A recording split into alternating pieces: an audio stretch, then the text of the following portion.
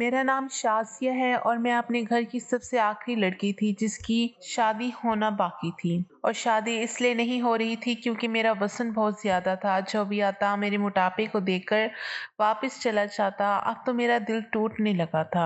मैं अपने मोटापे को कम करने के लिए कई हरबे कर चुकी थी मगर कोई भी काम नहीं आया था। इन्हीं दिनों अम्मा ने भाई की शादी कर दी थी क्योंकि मेरी वजह से भाई की शादी भी रुकी हुई थी और भाई अब मुझे बददुआएं देने लगा था। अम्मा ने सोचा बेटी की शादी फिर हो जाएगी। अब बेटे की शादी करती हूँ, बहू घर आएगी तो कोई ना कोई नया रिश्ता भी हाथ आएगा। और फिर अम्मा जब भाभी को ब्याह कर लाई तो मैं देखती ही रह गई। भाभी इंतहाई खूबसूरत सुरीली आवाज वाली गोरी चिट्टी लड़की थी जो उन्हें देखता देखता ही रह जाता। लेकिन मुझे एहसास से कमतरी भी हुआ था। थोड़े ही दिनों में मेरी भाभी से दोस्ती हो गई थी। भाभी भी मुझसे बातचीत तो नहीं करती थी लेकिन मैं उससे उसकी स्मार्टनेस का राज पूछना चाहती थी।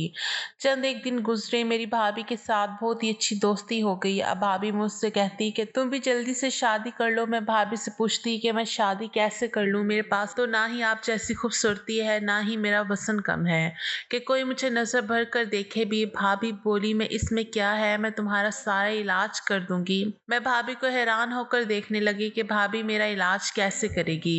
बोली कि तू अभी बुर्खा पहन, हम डॉक्टर के क्लिनिक चलते हैं। मैं बहुत ज्यादा खुश होगी। मुझे तो यकीन नहीं आ रहा था आज पहली बार किसी ने मुझे डॉक्टर के पास जाने का कहा था, वरना सब यही कहते हैं तू रोटी बहुत खाती है, कम कर ले तू ठीक हो जाएगी। भाभी ने बाहर जाकर एक रिक्शा रोका, फिर मुझे बड़ी राजदारी के साथ उसमें बैठने का कहा और बोली चलो मैं तुम्हें क्लिनिक में लेकर चलती हूँ। मैं बहुत खुशी खुशी भाभी के साथ बैठी। हम तकरीबन आधे घंटे की मुसाफत पर एक वाकई क्लिनिक में पहुंचे थे मगर मुझे बड़ी हैरत हुई थी कि इस क्लिनिक पर कोई बोर्ड वगैरह नहीं लगा हुआ था, ना ही उसमें ज्यादा लोग थे। मेरी जैसे कुछ औरतें वहां बाहर बैठी हुई थी जबकि कुछ के चेहरे पर बड़े बड़े दाग धब्बे और दाने थे। उनको देखकर मुझे अपना आप काफी बेहतर लगा। थोड़ी ही देर के बाद एक लड़की अंदर आई। वो उन सब औरतों को देखने लगी जो उसके कमरे में बैठी हुई थी। फिर उसकी नजर मुझ पर पड़ी तो उसने अजीब से अंदाज में मुस्कुराते हुए मेरी भाभी को इशारा किया। भाभी ने भी उसी इशारों ही में कुछ कहा, मुझे लेकर बाहर आ गई। वो औरत मुझे देखकर बहुत खुश हुई। भाभी ने मुझे कहा ये औरत जो भी पूछे तुम सीधा सीधा जवाब दे देना, फिर यही तुम्हें बड़ी डॉक्टरनी के पास लेकर जाएगी, इससे तुम्हारा मसला हल हो जाएगा। मुझे क्या पता था कि मेरी किस्मत बदलने वाली है और भाभी पर भरोसा करके मैं एक बहुत बड़ी गलती करने वाली हूँ। वो लड़की मुझे कमरे में लेकर गई। वहां पर भाभी मौजूद नहीं थी। मुझसे कहने लगी तुम्हारे मोटापे को नापना पड़ेगा, पता लगाना पड़ेगा कि जिस्म में पानी कितना है और चर्बी कितनी। तुम इस बेड पर लेट जाओ, मैं मशीन लेकर आती हूँ। मैं बहुत हैरान हुई लेकिन भाभी ने कहा था कि चुपचाप इस औरत की बात मान लेना, ऐसा ना हो कि बाद में कोई मसला हो। मैंने फौरन ही बेड पर लेटकर उसके कहने के मुताबिक आंखें बंद कर ली। उसके बाद अल्लाह जाने क्या हुआ मैं नहीं जानती। कुछ ही देर गुजरी थी कि आवाज आने लगी। वो औरत कमरे में दाखिल हुई थी। बस फिर क्या था, मेरी आंखों पर किसी ने पट्टी बांधी। मुझे बहुत डर लग रहा था क्योंकि भाभी भी आस पास नहीं थी। पट्टी बांधने के बाद मुझे कुछ पता नहीं चला। फिर जब मेरी पट्टी खोली तो मैं बिल्कुल वैसे की वैसी ही थी। मुझ में कोई तब्दीली नहीं आई थी और यह अमल तकरीबन 5 से 7 मिनट का था। अलबत्ता मुझे अपने पूरे जिस्म में जलन सी महसूस होने लगी। मैंने उस औरत से पूछा कि ये क्या था, मेरे साथ तुमने क्या किया है। बोली कि मैंने तुम्हारा अल्ट्रासाउंड किया है, इसमें हैरानगी वाली कौन सी बात है। अल्ट्रासाउंड, मेरे दिमाग में फिर से बातें फिरने लगी। अल्ट्रासाउंड तो उन औरतों को का किया जाता है जिनको बच्चे वगैरह का मसला हो। फिर अल्ट्रासाउंड के लिए पेट पर एक खास किस्म का पानी लगाया जाता है और मशीनें भी दूसरी होती हैं। इस औरत ने तो मुझे हाथ तक नहीं लगाया था। फिर ये कौन सा अल्ट्रासाउंड था जो बिना देखे हो गया। मुझे बहुत अजीब लग रहा था। फिर वो मुझे अपने सामने बिठाकर मुझसे बातें करने लगी। बोली कि तुम्हें कब से मोटापा है, तुम खाती कितना हो। मैं सारी बातें जो बोल रही थी वो एक कॉपी पर लिखती जा रही थी। यहाँ तक कि सारी मालूमात मुकम्मल हो गई तो उसने मुझे कहा अब तुम बाहर जाओ और अपनी भाभी को अंदर भेजो। मैं डरते डरते बाहर चली गई। मुझे तो पता नहीं था कि मेरा वजन कम भी हो पाएगा या नहीं। भाभी को मैंने अंदर कमरे में भेज दिया। खुद मैं दरवाजे के बाहर खड़ी हो गई। मुझे दरअसल अजीब लग रहा था कि मैं यहाँ खड़ी हूँ। मैं तभी दरवाजे के करीब जाकर खड़ी हो गई तो मेरे कानों में भाभी और उस औरत की बातें पड़ने लगी, या यूं कहें कि बातों की आवाज पड़ने लगी। तभी मुझे अंदर से कहके की आवाज आई तो मैं हैरान हो गई कि भाभी की इस औरत से दोस्ती थी या वो इसे जानती थी पहले से ही, क्योंकि उन दोनों के हंसने की आवाज से बाहर तक आ रही थी। खैर मैं कुछ कर नहीं सकती थी, मेरी भाभी ही मेरा सब कुछ थी। भाभी थोड़ी देर के बाद कमरे से बाहर आई, उनका चेहरा बिल्कुल सपाट था। कहने लगी, चलो जल्दी से घर चलो, अब काफी देर हो गई है, तुम्हारा भाई भी आने वाला होगा। मैं भाभी की सरबड़ी को समझ नहीं पाई, मैं उसके पीछे पीछे आ गई। भाभी ने फौरन ही जाकर सड़क पर एक रिक्शा लिया और उसमें बैठ गई। पूरा रास्ता भाभी ने मुझसे कोई बात नहीं की, वो गुमसुम ही रही थी, शायद अल्फाज का चुनाव कर रही थी मुझसे बात करने के लिए। आधे घंटे में हम घर पहुंचे। भाभी ने रिक्शे वाले को पैसे दिए और वापस भेज दिया। रिक्शे वाला मुझे देखकर बड़ी अफसोस भरी नजरों से देख रहा था, लगता था जैसे उसे कुछ मालूम हो, वो मुझे बताना चाहता हो। उसने एक बार मुझे आवाज भी दी कि रुकिए, बात सुनिए। भाभी ने उसे झिड़क कर वहां से भगा दिया था। मैं बहुत परेशान हुई थी। मेरा दिल तो चाह रहा था कि मैं भाभी से सारी बातें पूछ लूं, उनसे कहूं कि मैं भाई को बता दूंगी, लेकिन मैं क्या कर सकती थी, मेरा वजन बहुत ज्यादा था। उसके लिए भाभी ने ही मेरा इलाज करवाना था। जैसे ही हम घर में दाखिल हुए, भाभी मुझसे बात करने के बजाय अपने कमरे में चली गई। मैं भी उनके पीछे पीछे गई कि शायद वो मुझे मेरे इलाज के बारे में कुछ बताएंगी, मगर उन्होंने फौरन से दरवाजा बंद कर लिया और मैं बाहर उनकी तरफ खड़ी देखने लगी। काफी देर तक मैंने भाभी का इंतजार किया, मगर वो कमरे से बाहर नहीं निकली।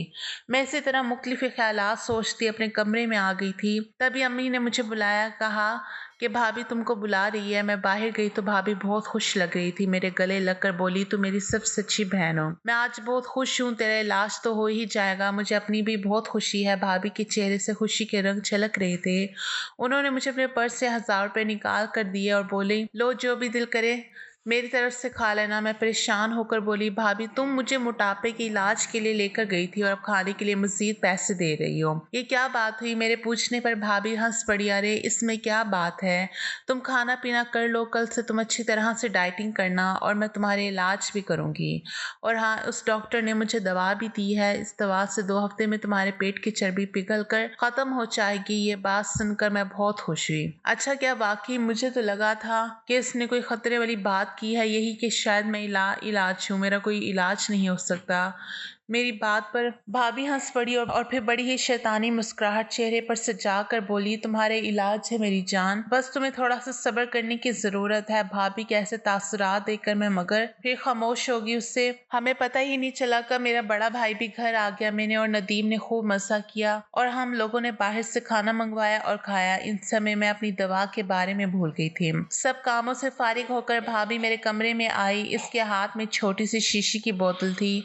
मेरी तरफ देखते ही बोली, यही वो दवा है जो इस डॉक्टर ने मुझे दी है, इससे क्या होगा? ये तो बहुत थोड़ी सी दवा है। मैंने कहा, नहीं, इससे तो असर होगा, ये बहुत तासीर वाली दवा है। ये कहकर भाभी वो बोतल मुझे दिखाई। इसमें खास किस्म का तेल था। भाभी ने मुझे बताया कि इस तेल को नाक में डालकर रात भर सो जाना है। तुम्हारा वजन कम होने की वजह से तुम्हारे जिस्म में बहुत सारी तब्दीलियां आना शुरू हो जाएंगी। भाभी की बात सुनकर मैं बहुत खुश हुई। भाभी ने कहा कि ये दवा बहुत महंगी है, मैंने तुम्हारे लिए 10,000 रुपए की ली है, सो इसको एहतियात से इस्तेमाल करना। एक एक कतरा तेल का नाक में डालती रहना, इससे तुम्हें बहुत ज्यादा मदद मिलेगी। मैं भाभी की बात सुनकर बहुत शुक्रगुजार हुई। फिर अचानक भाभी को कुछ याद आया और वो बोली, बात सुनो, तुम इस दवा को खाने के बाद तुम अपने कमरे में ही रहना, कहीं इधर उधर मत जाना, इससे नींद बहुत आती है। जी भाभी, मैं कहीं नहीं जाऊंगी, आप फिक्र ना करें, पूरा कोर्स करूंगी। हाँ, बहुत अच्छी बात है, चलो अब मैं चलती हूँ, रात बहुत हो गई है। ये कहकर भाभी मेरे कमरे से चली गई और मैं उस शीशे को देखने लगी जो बहुत ही छोटी सी थी।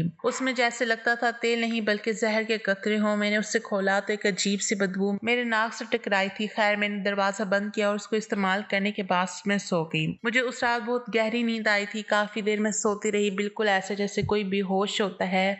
सुबह के तकरीबन 10 बजे अम्मा ने मेरा दरवाजा जोर जोर से बजाया। अम्मा की दस्तक सुनकर मैं भी बहुत ज्यादा डर गई थी, क्योंकि ऐसे पहले कभी नहीं हुआ था। उठते ही मेरी नजर घड़ी पर पड़ी तो मैं हैरान रह गई थी कि सुबह के 10 बज रहे थे, हालांकि ऐसा होना नहीं चाहिए था। मैं सुबह के 10 बजे तक तक आज तक कभी नहीं सोई थी। मैंने हमेशा अपनी जिंदगी में एक रूटीन रखी हुई थी। फिर जैसे ही मैंने दरवाजा खोला तो अम्मा मुझ पर नजर पड़ते ही परेशान होकर मुझे देखने लगी। अरे बेटी, क्या हुआ? तुम तो बहुत जल्दी उठ जाया करती हो, आज ऐसी क्या बात हो गई? अम्मा के कहने पर मैं वाकई खुद को हैरत से देखने लगी। मेरे जिस्म से भी बू आ रही थी। मुझे लगा जैसे मैं किसी कीचड़ भरे बाजार में सोई हूँ, क्योंकि मेरे कपड़ों से भी अजीब किस्म की बदबू आ रही थी, जैसे जिससे सूंघा नहीं जा रहा था। वो तो शुक्र है कि अम्मा ने इस बदबू को महसूस नहीं किया। मैं नाश्ते पर जाने से पहले नहाने के लिए अपने कमरे में चली गई। नहा धोकर बाहर निकली, तरोताजा होकर बाहर निकली। अपना तरोताजा महसूस हुआ। मुझे बहुत बुरा भी लग रहा था